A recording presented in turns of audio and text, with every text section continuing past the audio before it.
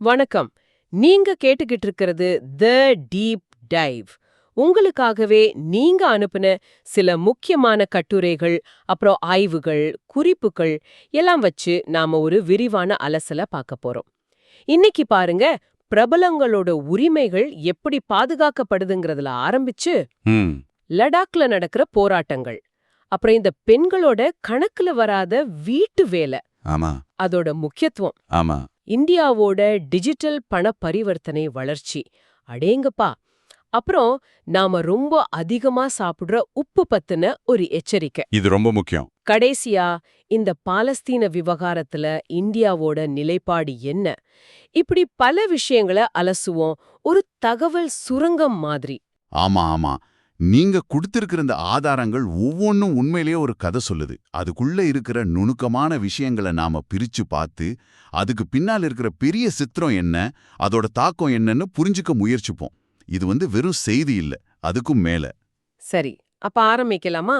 முதல்ல இந்த பிரபலங்களோட உரிமைகள் பத்தின விஷயம். இது இப்போ ரொம்ப பரபரப்பா போயிட்டு இருக்கு இல்லையா? குறிப்பா இந்த ஏஐ எல்லாம் வந்ததுக்கு அப்புறம். ஆமா, நிறைய பாலிவுட் பிரபலங்கள், ஐஸ்வர்யா ராய் பச்சன், அபிஷேக் பச்சன், அதுக்கு முன்னாடி கூட அமிதாப் பச்சன், அனில் கபூர், ஜாக்கி ஷெராஃப்னு ம் இவங்க எல்லாம் தங்களோட போட்டோ, குரல், பெயர் இது எல்லாம் அனுமதி இல்லாம பயன்படுத்துறதுக்கு எதிராக கோர்ட்டுக்கு போயிருக்காங்க. இப்போ ஏஐ டீப் ஃபேக்ஸ் பிரச்சனை வந்தப்போ கூட ஐஸ்வர்யா ராய், அபிஷேக் பச்சனுக்கு டெல்லி ஹைகோர்ட் ஒரு நிவாரணம் கொடுத்திருக்கு. இது ஏதோ புதுசா வந்த மாதிரி ஒரு தோற்றம் தருது. புதுசு மாதிரி தெரியலாம், ஆனா இதுக்கு பின்னாடி இருக்கிற சட்ட பாதுகாப்பு கொஞ்சம் வித்தியாசமானது. ஆளுமை உரிமைகள்னு சொல்றோம். Personality rights. ஒருத்தரோட தனித்துவமான அடையாளங்கள், அதாவது அவங்களோட பெயர், முகம், குரல், கையெழுத்து, ஏன் அவங்களோட ஸ்டைல் கூட, இதையெல்லாம் அவங்க அனுமதி இல்லாம வியாபார நோக்கத்துக்கு பயன்படுத்தக்கூடாதுன்னு இது சொல்லுது. ஆனா இதுல சுவாரஸ்யமான விஷயம் என்னன்னா, இந்தியாவுல இதுக்குன்னு தனியா ஒரு சட்டம் இல்ல. என்னது, சட்டம் இல்லையா? அப்போ கோர்ட் எப்படி பாதுகாப்பு கொடுக்குது? இது கொஞ்சம் குழப்பமா இருக்கே. அதுதான் இங்க நம்ம கவனிக்க வேண்டிய பாயிண்ட். நம்ம அரசியலமைப்பு சட்டத்தோட 21வது பிரிவு இருக்கு இல்லையா, உயிர் மற்றும் தனிநபர் சுதந்திரம். ஆமா, அதுல தனியுரிமையும் அடங்கும். அதேதான். அப்புறம் காப்புரிமை சட்டம், காப்பிரைட் ஆக்ட், அதுல கலைஞர்களோட உரிமைகள் பத்தி பேசுற 38A, 38B பிரிவங்கள். அப்புறம் வர்த்தக முத்திரைகள் சட்டம், ட்ரேட்மார்க்ஸ் ஆக்ட், இதுல பெயர், கையெழுத்து, சில சமயம் பிரபலமான வசனங்களை கூட பதிவு பண்ணலாம். இப்படி ஏற்கனவே இருக்கிற சட்டங்களையும் பொதுவான சட்ட கொள்கைகளையும் வச்சுதான் நீதிமன்றங்கள் இந்த பாதுகாப்பை கொடுக்கறாங்க. சொல்லப்போனா ஒரு மாதிரி சட்ட இடைவெளிகளை நீதிபதிகள் தங்களோட விளக்கங்கள் மூலமா சரி பண்றாங்க. ஓ, அப்படியா? சரி சரி. அப்போ எதுக்கெல்லாம் தடை வர வாய்ப்பு இருக்கு? உதாரணத்துக்கு நீங்க சொன்ன மாதிரி அனில் கபூரோட அந்த ஜகாஸ் வசனம், அத கூட பயன்படுத்தக்கூடாதா? நிச்சயமா. அனில் கபூர் வழக்குல 2023 டெல்லி ஹைகோர்ட் பாருங்க, அவரோட பெயர், தோற்றம் மட்டும் இல்ல, அந்த ஜகாஸ் வசனத்தை கூட தவறா பயன்படுத்த தடை விதிச்சது. ஓஹோ. அதே மாதிரி அரிஜித் சிங் குரலை ஏஐ மூலமா குளோன் செஞ்சாங்களே, ஆமா ஆமா, கேள்விப்பட்டேன். அதுக்கு எதிரா பாம்பே ஹைகோர்ட் 2023 தீர்ப்பு கொடுத்தது. ஆனா இது ஒரு மறுபக்கமும் இருக்கு, அதையும் பார்க்கணும். என்ன மறுபக்கம் அது? கருத்து சுதந்திரம். நம்ம அரசியலமைப்பு சட்டத்துல பிரிவு 19(1)A எல்லாத்தையும் அப்படி தடை பண்ணிட முடியாது இல்லையா? ஒருத்தரை விமர்சனம் பண்றது, கேலிச்சித்திரம் வரைகிறது, பகடி பண்றது, அதாவது பேரடி, சட்டையர், இது எல்லாம் நீதிமன்றங்கள் பொதுவா அனுமதிக்கிறாங்க. சரி. தலேர் மெஹந்தி வழக்குல 2010 டெல்லி ஹைகோர்ட் இதை தெளிவா சொல்லியிருக்கு. அதே மாதிரி விளையாட்டு வீரர்கள் சம்பந்தப்பட்ட ஒரு வழக்கு 2023 வந்துச்சு. அதுல ஏற்கனவே பப்ளிக்ல இருக்கிற தகவல்களை வச்சு நீங்க செய்தி எழுதலாம், கலைப்படைப்பு உருவாக்கலாம், கல்விக்கு பயன்படுத்தலாம்னு கோர்ட்டு சொல்லியிருக்கு. இது ரொம்ப மெல்லிய கோடு தான். இதுல இன்னொரு முக்கியமான விஷயமா உங்க ஆதாரம் சொல்லுது, இது வெறும் செலிபிரிட்டி பிரச்சனை மட்டும் இல்லைன்னு. சாதாரண மக்கள், குறிப்பா பெண்கள் ரொம்ப பாதிக்கப்படுறாங்களாமே, அது உண்மையா? கத்தோட மார்பிங் செஞ்சு படங்கள் போடுறது, ரிவெஞ்ச் போனோகிராஃபின்னு சொல்றோம்ல, இதனால சாதாரண குடிமக்கள், குறிப்பா பெண்கள் மிக மோசமா பாதிக்கப்படுறாங்க. இது உண்மை. நீதிமன்றங்கள் நடவடிக்கை எடுக்க சொன்னாலும் இந்த மீறல்களோட எண்ணிக்கை லட்சக்கணக்கில் இருக்கு. இதை தடுக்கிறது ரொம்ப கஷ்டமான காரியம். அப்போ என்னதான் தீர்வு? அதனாலதான் இந்த ஆளுமை உரிமைகளை பாதுகாக்க ஒரு தெளிவான, ஒரு விரிவான சட்டம் வேணும்னு இப்போ குரல் ரொம்ப வலுவாகுது. இல்லாட்டி எது கலை சுதந்திரம், எது தனிநபர் மீதான தாக்குதல்னு இந்த குழப்பம் அதிகமாகிட்டே தான் போகும். சரி, இந்த பிரபலங்க கிட்ட இருந்து இப்போ நாம லடாக்குக்கு போவோம். அங்க மாநில அந்தஸ்து கேட்டும் அரசியலமைப்போட 6வது அட்டவணையில தங்களை சேர்க்க சொல்லியும் பெரிய போராட்டங்கள் நடக்குதுன்னு நிறைய செய்திகள் வருது. ஆமா. வன்முறை சம்பவங்கள் கூட நடந்திருக்குன்னு சொல்றாங்க. என்னதான் நடக்குது அங்க? எதுக்காக இந்த போராட்டம் இவ்ளோ தீவிரமா இருக்கு? இதோட ஆரம்ப புள்ளிய பாத்தீங்கன்னா 2019ல இருக்கு. ஜம்மு காஷ்மீருக்கு இருந்த சிறப்பு அந்தஸ்து, அதாவது ஆர்டிகிள் 370 நீக்கினாங்க இல்லையா? ஆமா. அப்போ அந்த மாநிலத்தை 2 யூனியன் பிரதேசமா பிரிச்சாங்க. ஜம்மு காஷ்மீருக்கு சட்டமன்றத்தோட கூடிய யூனியன் பிரதேச அந்தஸ்து. ஆனா லடாக்கிற்கு சட்டமன்றம் இல்லாத யூனியன் பிரதேசம், அதாவது நேரடியா மத்திய அரசு நிர்வாகத்தின் கீழ் வந்துருச்சு. ஓ. இந்த அரசியல் பிரதிநிதித்துவம் இல்லாதது, தன்னாட்சி இல்லைங்கிறது, இதுதான் லடாக் மக்களோட இப்போதைய கோவத்துக்கும் போராட்டத்துக்கும் முக்கிய காரணம். அவங்க ஒரு மாதிரி தனிமைப்படுத்தப்பட்டதா உணர்றாங்க. புரியுது. இந்த 6வது அட்டவணை 6th ஷெட்யூல் கோரிக்கை பத்தி கொஞ்சம் விளக்கமா சொல்லுங்களேன். அதுல அப்படி என்ன இருக்கு? ஏன் அத கேக்குறாங்க? லடாக்கோட மக்கள் தொகையில பாத்தீங்கன்னா 90% மேல பழங்குடியினர் தான், ஷெட்யூல் ட்ரைப்ஸ். ஓஹோ. அரசியலமைப்போட 6வது அட்டவணை பிரிவு 244 கீழ் பழங்குடியினர் அதிகமா வாழ்ற பகுதிகள்ல தன்னாட்சி மாவட்ட சபைகளை உருவாக்கலாம். Autonomous district councils, ADCs. இந்த சபைகளுக்கு நிலம், காடு, தண்ணி, விவசாயம், கிராம நிர்வாகம், சுகாதாரம், உள்ளூர் போலீஸ்னு சில குறிப்பிட்ட விஷயங்கள்ல சட்டம் இயற்ற அதிகாரம் உண்டு. சரி. இப்போ அசாம், மேகாலயா, மிசோரம், திரிபுரால இந்த மாதிரி 10 சபைகள் செயல்படுது. அப்போ அதே மாதிரி எங்களுக்கும் வேணும்னு கேக்குறாங்க. அதேதான். தங்களுடைய தனித்துவமான கலாச்சாரம், நில உரிமைய பாதுகாக்க இதே மாதிரி ஒரு அமைப்பு லடாக்கிற்கும் வேணும்னு அவங்க கேக்குறாங்க. இது அவங்களோட முக்கியமான கோரிக்கை. ஓகே. இது இல்லாம வேற என்ன கோரிக்கைகள் வைக்கிறாங்க? அந்த வேலையின்மை பிரச்சனை பத்தியும் உங்க ஆதாரங்கள்ல இருக்குதே. ஆமா, முக்கியமா 4 கோரிக்கைகள் இருக்கு. 1, லடாக்குக்கு முழு மாநில அந்தஸ்து வேணும். 2, இந்த 6வது அட்டவணை பாதுகாப்பு. 3, லடாக் இளைஞர்களுக்கு வேலைவாய்ப்புக்காக தனியா ஒரு பப்ளிக் சர்வீஸ் கமிஷன் பிஎஸ்சி. 4, இப்போ இருக்கிற ஒரு லோக்சபா தொகுதிக்கு பதிலா 2 தொகுதிகள் வேணும்னு கேக்குறாங்க. அந்த பிஎஸ்சி கோரிக்கை முக்கியமா படுது, நீங்க சொன்ன வேலையின்மை பிரச்சனையோட சேர்த்து பார்க்கும்போது. நிச்சயமா. வேலையின்மை அங்க ஒரு பெரிய பிரச்சனை. லடாக்ல பட்டதாரிகள் மத்தியில வேலையின்மை விகிதம் பாருங்க, 26.5%. என்னது 26.5? ஆமா, தேசிய சராசரி வெறும் 13.4% தான். இந்த புள்ளி விவரமே அவங்க கோரிக்கைகளோட அவசியத்தை நமக்கு காட்டுது இல்லையா? ஆமா. இதுக்கு மத்திய அரசு என்ன நிலைப்பாடு எடுக்குது? சமரசத்துக்கு ஏதாவது வாய்ப்பு இருக்கா? ஏன்னா நீங்க சொன்ன மாதிரி இது ரொம்ப சென்சிட்டிவான எல்லை பகுதி. மத்திய உள்துறை அமைச்சகம் இந்த பப்ளிக் சர்வீஸ் கமிஷன், நாடாளுமன்ற தொகுதி எண்ணிக்கை பத்தியெல்லாம் பேச தயாரா இருக்கிற மாதிரி தெரியுது. ஆனா அந்த 2 முக்கியமான கோரிக்கைகள், மாநில அந்தஸ்து, 6வது அட்டவணை, இதை ஏத்துக்க கொஞ்சம் தயக்கம் காட்டுறாங்க. ஏன்? பாதுகாப்பு காரணங்களா? அது ஒரு முக்கிய காரணம்னு நினைக்கிறாங்க. நீங்க சொன்ன மாதிரி சீனாவுடனான எல்லைப் பகுதிங்கிறதால பாதுகாப்பு, ராணுவ நடமாட்டம், இதுக்கெல்லாம் மாநில அந்தஸ்து ஒரு தடையா இருக்குமோன்னு அரசு யோசிக்கலாம். அதனால உடனடியா ஒரு தீர்வு வர்றது கொஞ்சம் கஷ்டம்தான். அப்போ என்ன நடக்கலாம்? ஒருவேளை இப்போ அங்க இருக்கிற மலை சபைகளுக்கு, ஹில் கவுன்சில்ஸ், இன்னும் கொஞ்சம் அதிகாரங்கள் கொடுக்கறது, இல்லனா உள்ளூர் மக்களுக்கு வேலை, நில உரிமையில சிறப்பு சலுகைகள் தர்றதுன்னு ஒரு நடுநிலையான தீர்வு வரலாம். ஆனா அதுக்கு போராட்ட குழுக்கள் தங்களோட முக்கிய கோரிக்கைகளை கொஞ்சம் காலத்துக்கு ஒத்திவைக்க சம்மதிக்கணும். இது ஒரு இழுபறியான நிலைமையில தான் இருக்கு இப்போதைக்கு. சரி, லடாக்ல இருந்து இப்போ பொருளாதார விஷயங்களுக்கு வருவோம். 1, பெண்களோட ஊதியமில்லா வீட்டு வேலைகள். இது பெரும்பாலும் கவனிக்கப்படாமலே போயிடுது இல்லையா? ஆமா, இது பொருளாதாரத்தோட ஒரு கண்ணுக்கு தெரியாத தூண்னே சொல்லலாம். உலக அளவுல பார்த்தா கூட ஆண்கள் செலவிடுற நேரத்தை விட பெண்கள் 3 மடங்கு அதிகமா இந்த வேலைகள்ல ஈடுபடுறாங்க.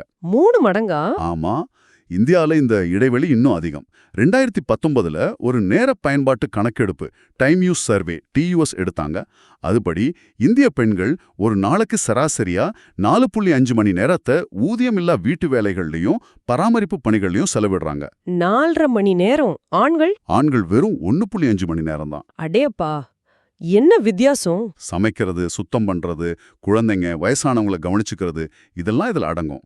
ஆனா இது எதுவுமே நம்ம நாட்டு மொத்த உள்நாட்டு உற்பத்தியில, அதாவது GDPல கணக்கிடப்படுறது இல்ல. இது பெண்களோட மற்ற வாய்ப்புகளை எப்படி பாதிக்குது? இது அவங்களோட கல்வி, திறன் மேம்பாடு, அப்புறம் முறையான வேலை வாய்ப்புகள்ல பங்கேற்கிறதையும் பெரிய அளவுல பாதிக்குது. இந்தியாவோட பெண் தொழிலாளர் பங்கேற்பு விகிதம் FLFPR வெறும் 23% இருக்கிறதுக்கு இதுவும் ஒரு முக்கிய காரணம்னு சொல்லலாம். இந்த பிரச்சனையை புரிஞ்சுக்க இந்த TUS மாதிரி கணக்கெடுப்புகள் போதுமானதா? நிபுணர்கள் இத பத்தி என்ன சொல்றாங்க? இது ஒரு நல்ல கேள்வி. நிபுணர்கள் என்ன சொல்றாங்கன்னா, இப்போ இருக்கிற டியூஎஸ் எவ்வளவு நேரம் செலவிடப்படுதுன்னு காட்டுதே தவிர, பெண்கள் ஏன் இந்த வேலைகளை செய்யறாங்க, அவங்களா விரும்பி செய்யறாங்களா இல்ல சமூக கட்டாயத்தினால அப்படிங்கறத கண்டுபிடிக்கிறது இல்ல. ஓ, அப்ப காரணம் தெரியறதில்ல. ஆமா, அது மட்டும் இல்ல, இந்த வேலைகளோட தரம் என்ன, இதனால பெண்களோட உடல் நலம், அவங்களோட லட்சியங்கள் மேல என்ன தாக்கம் ஏற்படுதுன்னு இந்த கணக்கெடுப்பு ஆழமா பார்க்கல. அதனால கணக்கெடுப்பை இன்னும் மேம்படுத்தணும். பெண்கள் இத கடமையா நினைக்கிறாங்களா இல்ல ஒரு தேர்வா பார்க்கறாங்களான்னு கேட்கணும். சரி. மத்த தொழிலாளர் புள்ளி விவரங்களோட இதை இணைக்கணும், பாலிசி முடிவுகளுக்கு பயன்படுத்தணும். முக்கியமா ஜிடிபி கணக்கீட்டுல இதோட மதிப்பையும் சேர்க்க வழிகளை கண்டுபிடிக்கணும்னு பரிந்துரைக்கிறாங்க. இது ஒரு பக்கம் பொருளாதாரத்துல நம்ம கவனிக்க தவறுன விஷயம்னா, மறுபக்கம் அதிவேகமா வளர்ந்து வர டிஜிட்டல் பணம் செலுத்தும் முறை, குறிப்பா யுபிஐ. இது இந்திய பொருளாதாரத்தை எப்படி மாத்தி அமைச்சுக்கிட்டு இருக்கு? இது பொருளாதாரத்தை முறைப்படுத்துவதில், அதாவது ஃபார்மலைசேஷன்ல ஒரு மிகப்பெரிய பாய்ச்சல்னே சொல்லலாம். குறிப்பா நம்ம அன்றாட பரிவர்த்தனைகள்ல யோசிச்சு பாருங்க. 2025 ஏப்ரல் ஜூன் காலாண்டுல மட்டும் நம்ம கடைகளுக்கு போய் யூபிஐ மூலமா செய்த பரிவர்த்தனைகள், பர்சன் டு மர்ச்சன்ட் சொல்றோம்ல, ஆமா, அது மட்டுமே 34.9 பில்லியன். அதோட மதிப்பு எவ்வளவு தெரியுமா? 20.4 லட்சம் கோடி. 20 லட்சம் கோடியா? அடேங்கப்பா. இது நம்ம நாட்டுல நடக்கிற மொத்த தனியார் நுகர்வு செலவுல பிஎஃப்சிஇ கிட்டத்தட்ட 40%. 2 வருஷத்துக்கு முன்னாடி இது வெறும் 24% தான் இருந்துச்சு. எவ்வளோ பெரிய மாற்றம் பாருங்க. இதுல உண்மையிலேயே எனக்கு ரொம்ப ஆச்சரியமா பட்ட விஷயம் என்னன்னா, சாதாரணமா மளிகை சாமான் சாப்பாடு வாங்குறதுக்கு மட்டும் இல்லாம, இப்ப கடன் கட்டுறது, ஷேர் மார்க்கெட்ல முதலீடு பண்றதுன்னு எல்லாத்துக்குமே யுபிஐ பயன்பாடு அதிகரிச்சிருக்குன்னு உங்க ஆதாரங்கள் சொல்லுது. இது நாம எதிர்பார்த்தோமா? ஆமா, இது ஒரு முக்கியமான நகர்வு. உணவு, பானங்களுக்கு மட்டும் சுமார் 3.4 லட்சம் கோடி ரூபாய் யூபிஐ மூலமா செலவழிச்சிருக்கோம். மளிகை, கரண்ட் பில், பெட்ரோல், மருந்து, துணி, சலூன், டாக்ஸின்னு இந்த அன்றாட செலவுகள் ஒரு பக்கம்னா, மறுபக்கம் பாருங்க. ஜூலை 2025ல மட்டும் கடன் வசூல் நிறுவனங்களுக்கு 93,857 கோடியும், பங்குச்சந்தை முதலீடுகளுக்கு 61,080 கோடியும் யூபிஐ வழியா பரிமாற்றம் நடந்திருக்கு. நம்பவே முடியல. இது யூபிஐ சாதாரண பரிவர்த்தனைகளை தாண்டி நிதிச் செயல்பாடுகளிலும் எவ்வளவு ஆழமா ஊடுருவி இருக்குங்கிறத காட்டுது. அப்போ இந்த அளவுக்கு டிஜிட்டல் போயிட்டா, கையில வச்சிருக்கிற ரொக்க பணப்புழக்கம் ரொம்ப குறைஞ்சிருக்குமா? இனிமே எல்லாம் டிஜிட்டல் தானா? டிஜிட்டல் பரிவர்த்தனை ராக்கெட் வேகத்துல ஏறினாலும் இந்தியால ரொக்க பணப்புழக்கம் இன்னும் அதிகமா தான் இருக்கு. ஜெர்மனி மாதிரி நாடுகள கூட அப்படிதான். குறிப்பா பெரிய தொகைகள், நிலம் வாங்கறது, தங்கம் வாங்கறது, தேர்தல் செலவுகள், அப்புறம் வீடுகள்ல சேமிச்சு வைக்கிறது, இதுக்கெல்லாம் இன்னும் ரொக்கங்கா முக்கியமா இருக்கு. ஆனா மாற்றம் தெரியுதா இல்லையா? நிச்சயமா தெரியுது. சில முக்கியமான மாற்றங்கள் இருக்கு. பணமதிப்பிழப்பு நடந்துச்சு இல்லையா 2016ல. ஆமா. அப்புறம் கொரோனா பெருந்தொற்று 2020-21. இதுக்கப்புறம் வீடுகள்ல ரொக்கமா சேமிக்கிறதோட பங்கு 12.5%லிருந்து 3.4%மா குறைஞ்சிருக்கு. இது பெரிய குறைவு. ஆமா, ஏடிஎம்ல பணம் எடுக்கிறதும் குறைஞ்சிருக்கு. மொத்த உள்நாட்டு உற்பத்தியில ஜிடிபில மக்கள் கையில இருக்கிற ரொக்க பணத்தோட விகிதமும் மார்ச் 2022ல 12.9% இருந்தது. மார்ச் 2025ல 10.9% குறைஞ்சிருக்கு. நாம ரொக்க பயன்பாட்டை குறைக்கிற ஒரு திருப்பு முனையில இருக்கோம்னு இதை வச்சு சொல்லலாம். அப்போ மொத்தத்துல இதோட தாக்கம் என்னன்னு சொல்லலாம்? இது ஒரு நல்ல விஷயமா? நிச்சயமா நல்ல விஷயம். யூபிஐ நிதிச் சேர்க்கைக்கும் ஃபினான்ஷியல் இன்க்ளூஷன், பொருளாதாரத்தை முறைப்படுத்துதலுக்கும் ஒரு சக்தி வாய்ந்த கருவியா உருவெடுத்திருக்கு. மக்களோட நுகர்வு பழக்கம் மாறுது, ரொக்கத்தை சார்ந்திருப்பது குறையுது. இதனால பணவியல் கொள்கை, மானிட்டரி பாலிசி இன்னும் சிறப்பா செயல்பட முடியும். கருப்பு பண புழக்கமும் குறைய வாய்ப்பு இருக்கு. ஆனா நான் சொன்ன மாதிரி பெரிய பரிவர்த்தனைகள், நிலம், தங்கம், அரசியல் நிதி, இதுலெல்லாம் ரொக்க பயன்பாடு இன்னமும் ஒரு பெரிய சவாலா தான் இருக்கு. அதை நாம மறக்கக்கூடாது. நலத்துக்கு வருவோம். நாம எப்பவுமே சர்க்கரை, எண்ணெய் பத்தி நிறைய பேசுறோம். ஆமா, உப்பு.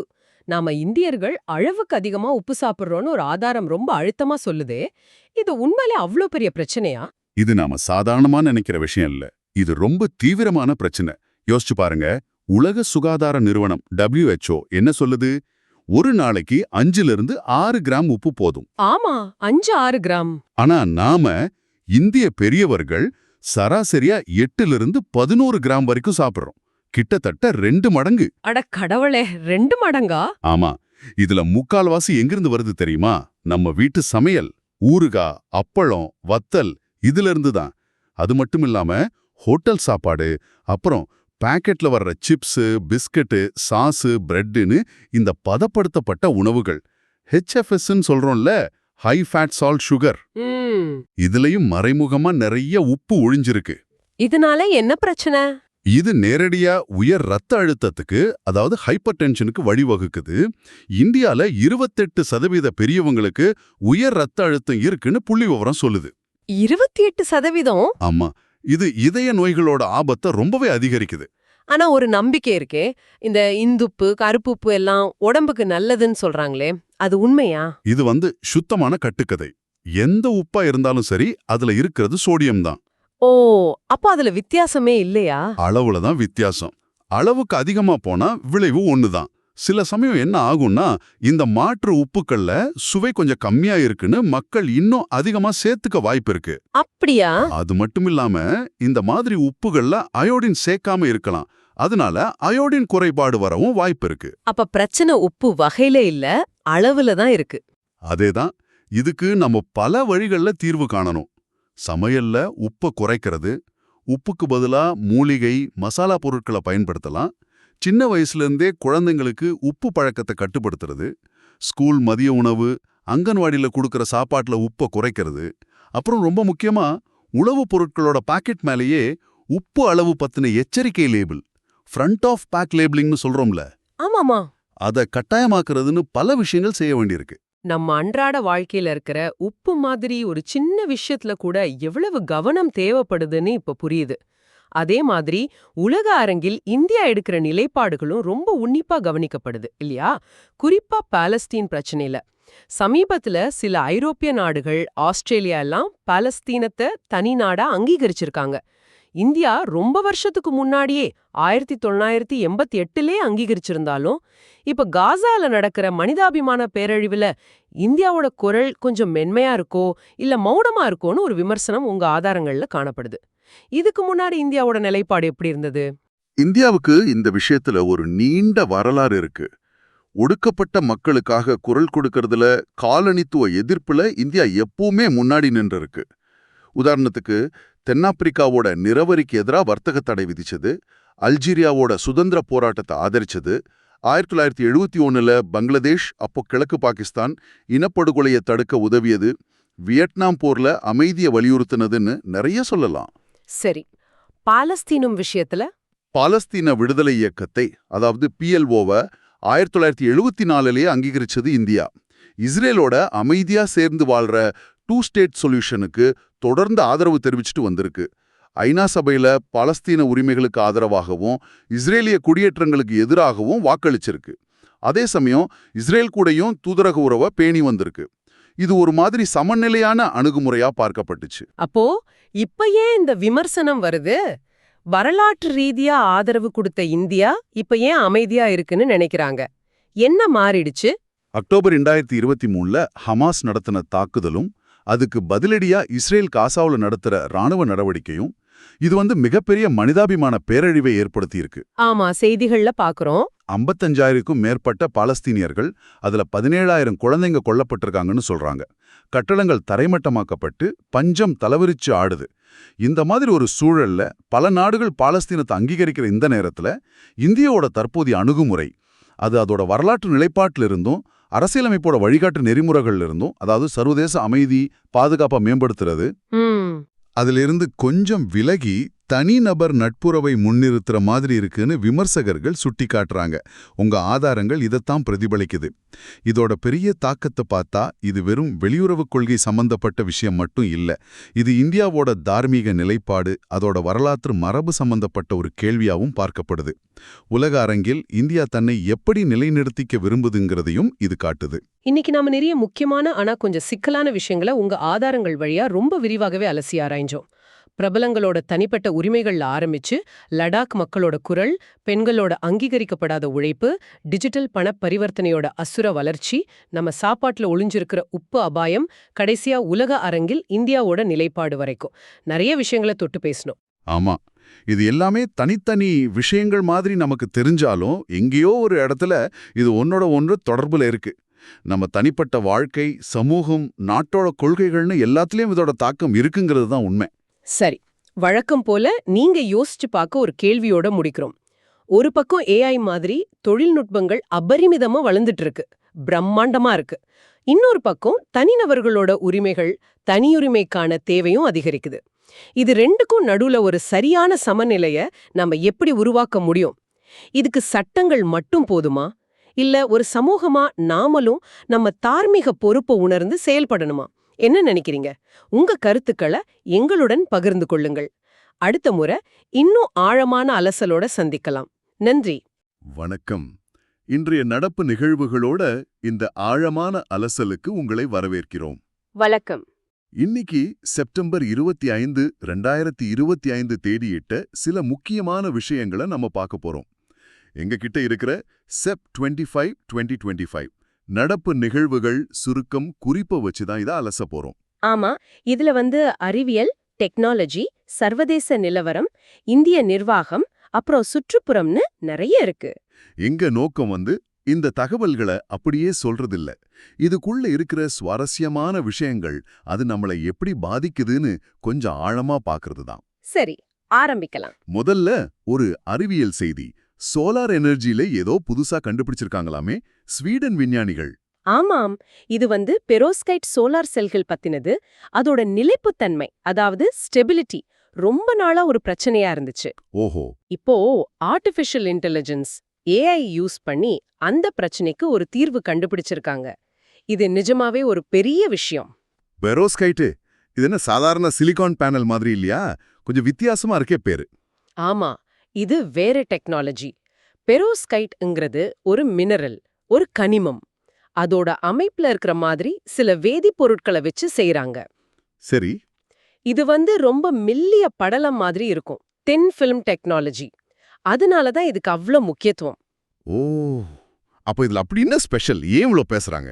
முக்கியமா அதோட செயல்திறன், அதாவது பவர் கன்வர்ஷன் எஃபிஷியன்சி. சரி. சூரிய ஒளிய மின்சாரமா மாத்திர திறன் இப்போ லேப்ல எல்லாம் 25% மேல போகுது. 25%? சிலிக்கான் அளவுக்குமா? ஆமா, இப்போ நாம பரவலா யூஸ் பண்ற சிலிக்கானுக்கு ஈக்குவலா வந்துருச்சு. அது மட்டுமல்ல, சொல்லுங்க.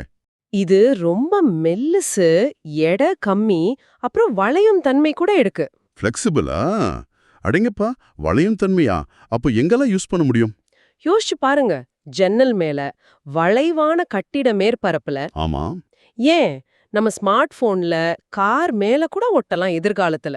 இது பெரிய விஷயமாச்சே. செலவு எப்படி? சிலிக்கான் மாதிரி அதிகமா இருக்குமா? இல்ல, அதுதான் இன்னொரு பிளஸ். சிலிகான் தயாரிக்க நிறைய ஆற்றல் செலவாகும். ஆனா இந்த பெரோஸ்கைட்டை குறைஞ்ச செலவுல, குறைஞ்ச எனர்ஜில தயாரிக்க முடியும்னு சொல்றாங்க. இப்போ இந்த ஸ்டெபிலிட்டி பிரச்சனைக்கு ஏஐ மூலமா தீர்வு கண்டதுனால இது சீக்கிரமே மார்க்கெட்க்கு வர வாய்ப்பு அதிகம். இது நிஜமாவே ஒரு கேம் சேஞ்சர் மாதிரி தான் தெரியுது சோலார் உலகத்துல. சரி, இப்போ அடுத்த டாபிக் போலாம். சர்வதேச அளவுல ஒரு செய்தி. சரி. சீனா கே விசா அப்படின்னு ஒன்னு கொண்டு வராங்களாமே. ஆமா, அக்டோபர் 1, 2025 இருந்து இது நடைமுறைக்கு வருது. ஓ. டெக்னாலஜி, இன்ஜினியரிங், மேத்ஸ் இவங்களை ஈர்க்கிறதுக்காக. ஓ, இது ஒரு டேலண்ட் விசா மாதிரி போல. யார் இதுக்கு விண்ணப்பிக்கலாம்? மத்த விசாவுக்கும் இதுக்கும் என்ன பெரிய வித்தியாசம்? நல்ல யூனிவர்சிட்டியில படிச்ச கிராஜுவேட்ஸ், ஸ்டெம் துறையில ரிசர்ச் பண்றவங்க, டீச்சிங் பண்றவங்க அப்ளை பண்ணலாம். சரி. மத்த விசாவிட இதுல ஃபிளெக்சிபிலிட்டி அதிகம்னு சொல்றாங்க. எத்தனை தடவை நாட்டுக்குள்ள வரலாம், விசா வேலிடிட்டி, இதுலெல்லாம் சலுகை இருக்கும். கல்வி, ரிசர்ச், பிசினஸ், தொழில் முனைவோன்னு நிறைய ஆக்டிவிட்டீஸ்க்கு இதை அலோ பண்ணும். இதுல முக்கியமான ஒரு பாயிண்ட் சொன்னீங்களே, ஸ்பான்சர்ஷிப் தேவையில்லையா? ஆமா, அதுதான் ரொம்ப முக்கியம். சாதாரணமா வெளிநாட்டு வேலைக்கு போகணும்னா அங்க ஒரு கம்பெனி ஸ்பான்சர் பண்ணணும். ஆனா இந்த கே விசாவுக்கு அப்படி தேவையில்லை. இது பெரிய விஷயம். திறமையானவங்களுக்கு நல்ல வாய்ப்பு. ஆனா இதனால மத்த நாடுகள்ல இருந்து டேலண்ட் எல்லாம் சீனாவுக்கு போற மாதிரி பிரெயின் ட்ரெயின் அதிகமாகுமா? நீங்க என்ன நினைக்கிறீங்க? அது ஒரு தவிர்க்க முடியாத கேள்விதான். ஒரு நாடு திறமையை ஈர்க்க முயற்சி பண்ணும்போது அது இன்னொரு நாட்டுக்கு இழப்பா தெரியலாம். இது ஒரு குளோபல் டேலண்ட் வார் மாதிரி. ஆமா. ஒவ்வொரு நாடும் அவங்க திறமைகளை தக்க வைக்கவும் ஈர்க்கவும் புது புது வழிகளை யோசிக்கணும். உண்மைதான். சரி, சீனா வெளிநாட்டு திறமைகளை ஈர்க்கிறத பார்த்தோம். நம்ம இந்தியால உள்நாட்டு திறமைகளை, குறிப்பா ஆராய்ச்சி திறனை வளர்க்க என்ன பண்றாங்க? அது சம்பந்தமா ஒரு திட்டம் பத்தி செய்தி இருக்கு. ஆமா, இருக்கு. நம்ம CSIR, அதாவது council of scientific and industrial research, அவங்க ஒரு திட்டத்தை செயல்படுத்துறாங்க. திறன் மேம்பாடு மற்றும் மனிதவள மேம்பாட்டு திட்டம். பேரு நல்லா இருக்கு. இதுக்கு மத்திய அமைச்சரவை இப்போ ஒப்புதல் கொடுத்திருக்காங்க. 2021-22ல இருந்து 2025-26 வரைக்கும் இந்த திட்டம் நடக்கும். இது யார குறிவைக்குது? இதோட நோக்கம் என்ன? முக்கியமா இளம் ஆராய்ச்சியாளர்கள், யூனிவர்சிட்டி, இண்டஸ்ட்ரி, அரசு லேப்னு எங்க அவங்க ரிசர்ச் கெரியரை உருவாக்க நினைச்சாலும் அவங்களுக்கு ஒரு நல்ல பிளாட்ஃபார்ம் கொடுக்கறது தான் நோக்கம். சரி. குறிப்பா ஸ்டெம் துறைகள்ல, அதாவது science, technology, engineering, medicine and math. இதுல என்னென்ன மாதிரி சப்போர்ட் கிடைக்கும்? இதுல 4 முக்கிய அம்சம் இருக்கு. 1, PhD பண்றவங்களுக்கும் போஸ்ட் டாக்டரல் ரிசர்ச் பண்றவங்களுக்கும் ஃபெலோஷிப். ம்.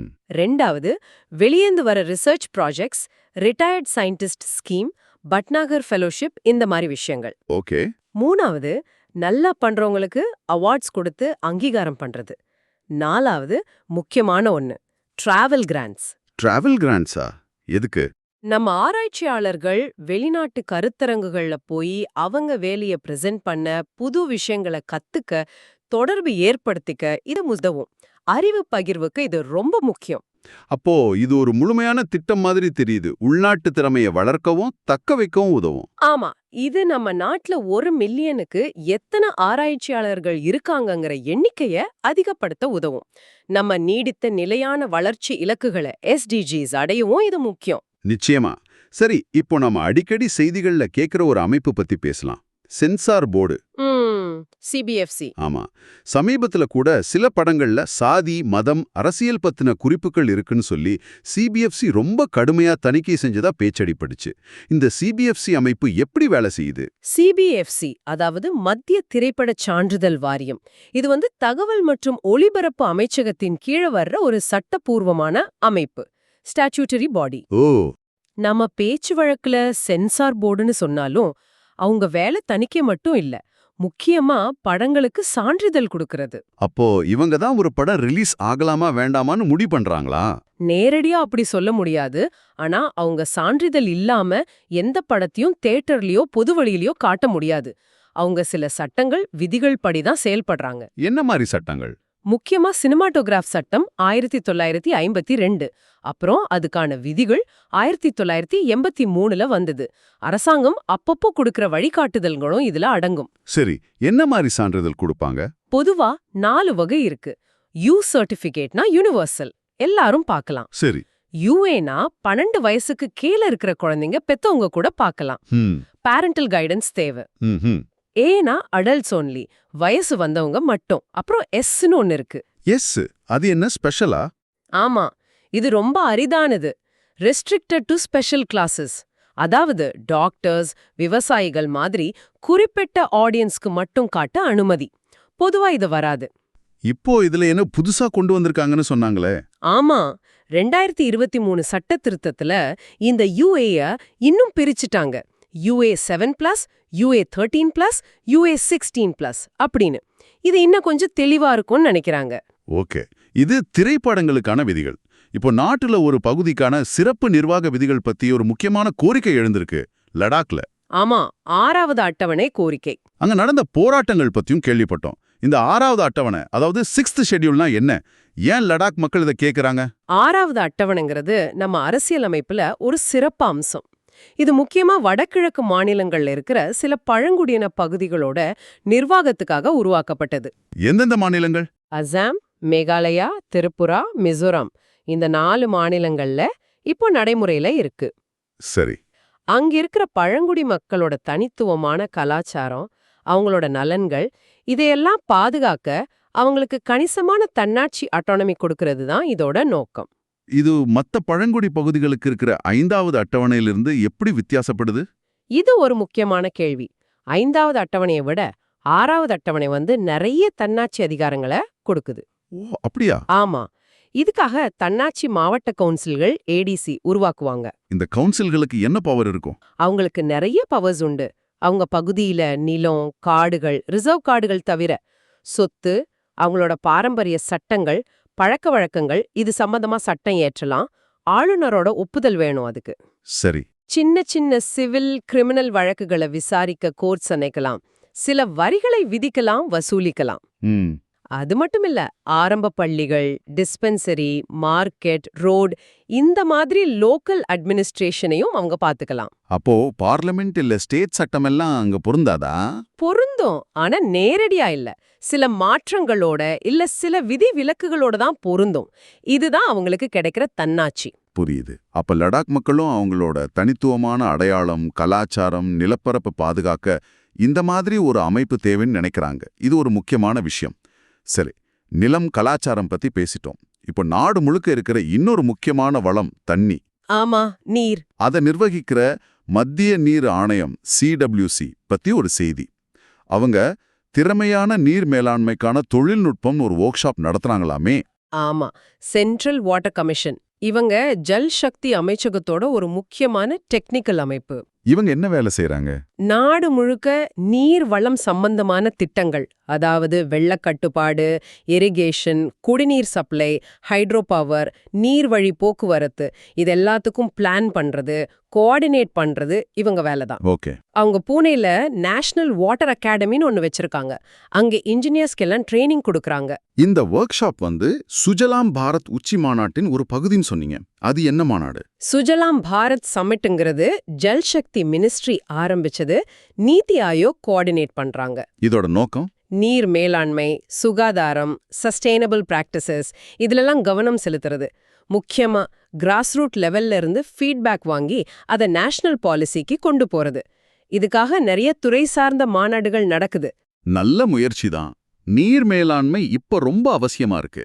சரி, இப்போ கேரளால இருந்து ஒரு சந்தோஷமான செய்திக்கு வருவோம். சொல்லுங்க. வர்க்கலா குன்று, அதாவது வர்க்கலா கிளிஃப், யுனெஸ்கோ உலக பாரம்பரிய தலங்களோட தற்காலிக பட்டியல்ல டென்டேட்டிவ் லிஸ்ட்ல இடம் பிடிச்சிருக்கு. இது பெரிய அங்கீகாரம் இல்ல? கண்டிப்பா. இது ரொம்ப அழகான முக்கியமான ஒரு இடம். திருவனந்தபுரம் மாவட்டத்துல வர்க்கலாங்கிற கடலோர ஊர்ல இருக்கு. இது வெறும் பாறை தானே, இதுல என்ன அவ்வளோ சிறப்பு? சும்மா பாறை இல்ல, இது ஒரு புவியியல் ஆவணம் மாதிரி. கிட்டத்தட்ட 13 லட்சத்திலிருந்து 2.5 கோடி வருஷம் பழமையான மியோ பிளியோசின் காலத்து வர்க்கள்ளி படிவம், வார்காலி ஃபார்மேஷன் இங்க அப்படியே வெளிப்படையா தெரியுது. கோடி வருஷம் பழமையான படிவமா? ஆமா, அந்த காலத்து காலநிலை, உயிரினங்கள் பத்தின தடயங்கள் இங்க இருக்கு. அது மட்டுமில்ல, இங்க இயற்கையா நீரூற்றுகள் இருக்கு. ஓ, அங்க இருக்கிற பாபராசம் பீச்ல இருக்கிற ஊற்று தண்ணிக்கே மருத்துவ குணம் இருக்குன்னு மக்கள் நம்புறாங்க. அது புனிதமான இடமாகவும் கருதப்படுது. வேற என்ன முக்கியத்துவம் இருக்கு? இது ஒரு முக்கியமான ஆக்விஃபர், அதாவது நிலத்தடி நீரை சேமிச்சு வைக்கிற இடம். சுத்தி இருக்கிற மக்களுக்கு ஒரு நீர் ஆதாரம். இங்க ஒரு தனித்துவமான மைக்ரோ ஹேபிடாட் இருக்கு. சின்ன சின்ன உயிரினங்கள், தாவரங்கள் இருக்கு. கடலுக்கு அடியில இருக்கிற பாறைகள் மீன்பிடி சமுதாயத்துக்கு ரொம்ப முக்கியம். இது இந்தியாவோட 27வது நேஷனல் ஜியோ ஹெரிட்டேஜ் மான்யூமெண்ட் கூட. கேட்கவே ரொம்ப ஆச்சரியமா இருக்கு. நிச்சயம் பாதுகாக்க வேண்டிய ஒரு பொக்கிஷம். சரி, புவியியல் பத்தி பேசும்போது வெனிசுவேலா பத்தி ஒரு செய்தி. அங்க ஒரு நிலநடுக்கம் 6.2 ரிக்டர்ல. ஆமா, வடமேற்கு பகுதியில. இந்த வெனிசுவேலா நாடு எங்க இருக்கு? அதோட புவியியல் அமைப்பு பத்தி கொஞ்சம் சொல்லுங்களேன். வெனிசுவேலா தென் அமெரிக்காவோட வட கடற்கரையில இருக்கு. கிழக்குல கயானா, தெற்குல பிரேசில், மேற்குல கொலம்பியா கூட நில எல்லை இருக்கு. வடக்குல கரிபியன் கடல், அட்லாண்டிக் பெருங்கடல். நாட்டுக்குள்ள எப்படி இருக்கும்? மலைகளா, சமவெளியா? 3 விதமா பிரிக்கலாம். வடமேற்குல ஆண்டஸ் மலைகள், மரக்காய்போ தாழ்நிலம், நடுவுல லானோஸ்னு சொல்ற பெரிய சமவெளிகள், தென்கிழக்குல கயானா உயர்நிலங்கள். முக்கியமான ஆறுகள், ஏரிகள்? ஒரினோக்கோ ஆறு ரொம்ப முக்கியம்.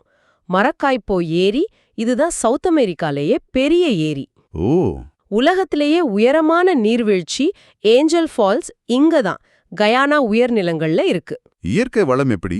உலகத்திலேயே மிகப்பெரிய எண்ணெய் இருப்பு, ஆயில் ரிசர்வ்ஸ் வெனிசுவேலால தான் இருக்கு. அது போக நிலக்கரி, இரும்பு, பாக்சைட், தங்கம்னு நிறைய இருக்கு. தலைநகர் கராக்கஸ். இவ்வளவு அளவு இருந்தும் சமீப காலமா நிறைய பொருளாதார சிக்கல்கள் இருக்குன்னு கேள்விப்படுறோம். சரி, இப்போ சுற்றுச்சூழல் பக்கம் போவோம். நம்ம நாட்டுல ஒரு புது உயிரினத்தை கண்டுபிடிச்சிருக்காங்களாமே. ஆமா, ஒரு புது வகை விலாங்கு மீன். பாம்பு விலாங்கு மீனா?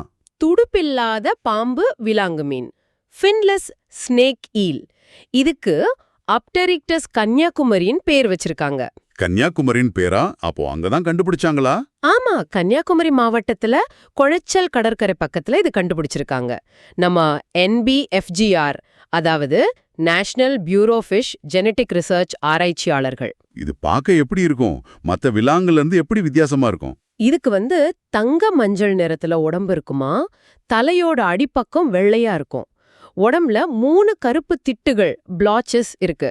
கண்ணுக்கு பின்னால ஒன்னு, வாய் ஓரம் ஒன்னு, அதுக்கு கொஞ்சம் தள்ளி இன்னொன்னு. ஓ, இதோட மரபணுவை ஆராய்ஞ்சதுல இது ஒரு தனி கிளை, ஒரு புது வகைன்னு உறுதி செஞ்சிருக்காங்க. அதே பகுதியில் இருக்கிற இன்னொரு அப்டெரிக்டஸ் வகையில இருந்தும் இது வித்தியாசமானது. இன்ட்ரெஸ்டிங். பொதுவா இந்த பாம்பு விலாங்குகள் எங்க இருக்கும்? இந்த வகை மீன்கள் உலகம் முழுக்க மிதவெப்ப மண்டல கடல்கள்ல, மணல் பாங்கான இடங்கள்ல, ஆழம் கம்மியான பகுதிகள்ல இருக்குமா, சிலது 800 மீட்டர் ஆழத்துல கூட இருக்குமா. இதுக்கு ஏதாச்சும் ஸ்பெஷல் பழக்கம் உண்டா? உண்டு. அதோட வாலை பயன்படுத்தி மணல்ல பின்னோக்கி குழி தோண்டி அதுக்குள்ள போய் ஒளிஞ்சுக்குமா. அடேங்கப்பா, ரொம்ப புத்திசாலி மீனா இருக்கே. சரி, நாம கடைசி பகுதிக்கு வந்துட்டோம். பொருளாதாரம், நிர்வாகம் சம்பந்தமான ஒரு செய்தி. சரி. ஜிஎஸ்டி, சரக்கு மற்றும் சேவை வரி, இது சம்பந்தமான மேல்முறையீடுகளை விசாரிக்க ஒரு தீர்ப்பாயம் GSSAT அமைச்சிருக்காங்க. நிதியமைச்சர் தொடங்கி வச்சிருக்காங்க.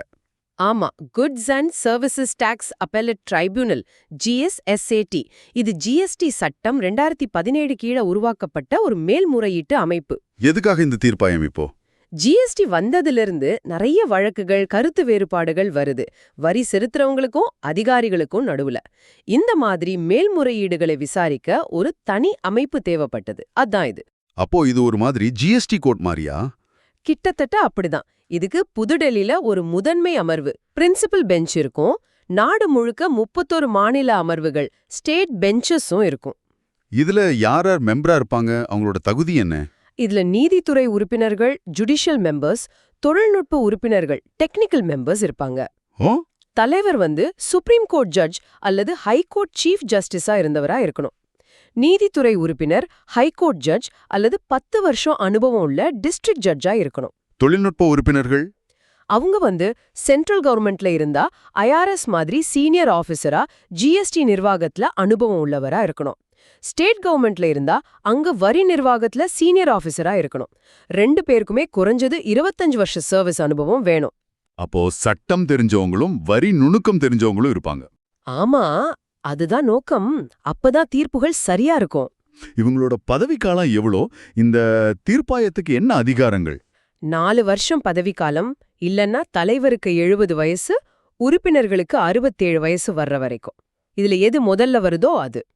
சரி, பவர்ஸ்? இதுக்கு ஒரு சிவில் கோர்ட்டுக்கு இருக்கிற எல்லா அதிகாரமும் உண்டு. உத்தரவு போடலாம், விசாரிக்கலாம், ஃபைன் போடலாம், தேவைப்பட்டா ஜிஎஸ்டி ரெஜிஸ்ட்ரேஷனை கேன்சல் பண்ணலாம். அப்போ ஜிஎஸ்டி பிரச்சனை இருக்கிறவங்களுக்கு இது ஒரு நல்ல தீர்வா அமையுமா? வழக்குகள் சீக்கிரம் முடியுமா? அதான் எதிர்பார்ப்பு. இப்போ ஹைகோர்ட்ல நிறைய ஜிஎஸ்டி கேஸ் பெண்டிங் இருக்கு. இந்த ட்ரிபியூனல் வந்தா அந்த வழக்குகள் இங்க வரும். கொஞ்சம் சீக்கிரம் தீர்வு கிடைக்கும்னு நம்புறாங்க. இது பிசினஸ் பண்றவங்களுக்கு ஒரு நல்ல விஷயம். ஈஸ் ஆஃப் டூயிங் பிசினஸ்க்கும் இது உதவும். நிச்சயமா. சரி, இன்னைக்கு நாம நிறைய விஷயங்களை ஆழமா பார்த்தோம். பெரோஸ்கைட் சோலார் செல் மாதிரி ஃபியூச்சர் டெக்னாலஜில இருந்து. ஆமா, சீனாவின் விசா, நம்ம சிபிஎஃப்சி, 6வது அட்டவணை, ஜிஸ்டாட் மாதிரி நிர்வாக மாற்றங்கள், அப்புறம் வர்கலா குன்று மாதிரி புவியியல் அதிசயம், புதுசா கண்டுபிடிச்ச அந்த விலாங்கு மீன் வரைக்கும். ஆமா, இது எல்லாமே ஒன்னோட ஒன்னு எங்கேயோ ஒரு இடத்துல இணையுது. டெக்னாலஜி பொருளாதாரத்தை மாத்துது, சட்டங்கள் நிர்வாகத்தை மாத்துது, சுற்றுச்சூழல் நம்ம வாழ்க்கைய மாத்துது. கேட்பவரை நோக்கி இந்த எல்லா தகவல்களையும் கேட்டீங்க இல்லையா? இதுல உங்களுக்கு எது ரொம்ப இன்ட்ரெஸ்டிங்கா இல்ல முக்கியமானதா தோணுச்சு? ஒருவேளை அந்த வர்கலா கிஃப் பத்தின விஷயமா, இல்ல இந்த ஜிஎஸ்டி தீர்ப்பாயம் பத்தினதா? நீங்க யோசிக்கிறதுக்கு ஒரு கேள்வி. இன்னைக்கு நாம பேசின இந்த தொழில்நுட்பம், நிர்வாகம், சுற்றுச்சூழல் மாற்றங்கள்லாம் ஒரு தனி மனுஷனா உங்க வாழ்க்கையை நேரடியாவோ இல்ல மறைமுகமாவோ எப்படி பாதிக்கலாம்னு நினைக்கிறீங்க? சும்மா யோசிச்சு பாருங்க. இந்த அலசல்ல எங்களோட இணைஞ்சிருந்தவங்களுக்கு ரொம்ப நன்றி. மீண்டும் அடுத்த முறை சந்திப்போம். நன்றி.